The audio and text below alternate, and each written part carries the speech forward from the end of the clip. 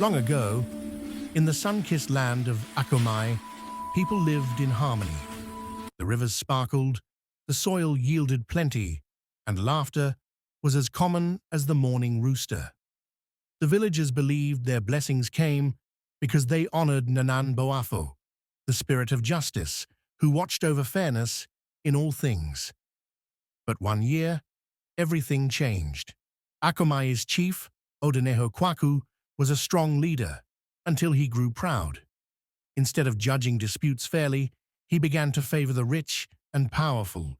Traders paid bribes to use crooked scales, farmers lost their lands unfairly, and widows were ignored when they came to seek help.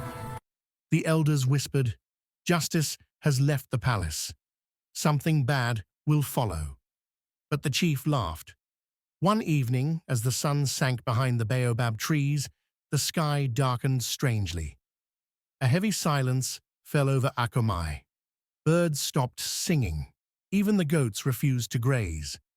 Suddenly, a wind unlike any other tore through the village, bending trees as though they were blades of grass. Roofs lifted, pots shattered, and the river turned muddy and wild. "Calamity!" the people cried. "What have we done?" That night, the village oracle received a message in a trembling voice. When the scale of justice tilts, the land tilts with it.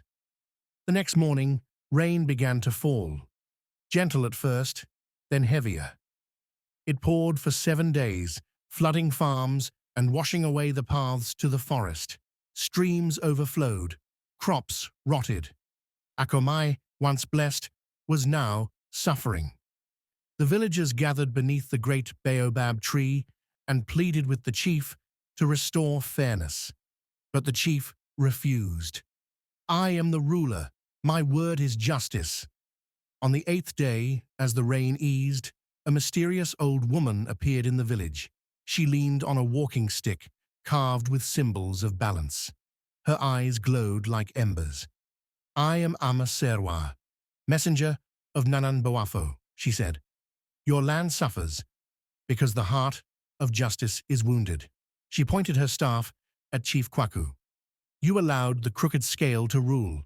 Until fairness returns, the calamity will not end." The crowd murmured. The chief's pride crumbled. For the first time, he bowed his head. "What must I do?" he asked. Amaserwa raised her staff, and the rain paused in the sky as if listening. "You must return all lands taken unjustly, punish bribery and dishonesty. Listen to the cries of the weak before the voices of the powerful. Swear an oath before the whole village to rule with fairness." With trembling hands, the chief agreed. The villagers gathered in the square as Chief Kwaku poured clean water from a calabash onto the ground, a symbol of cleansing and truth. "I restore justice," he declared. The wind softened, the clouds parted, and for the first time in many days, the sun smiled on Akomai. From that day on, fair judgment returned to the village.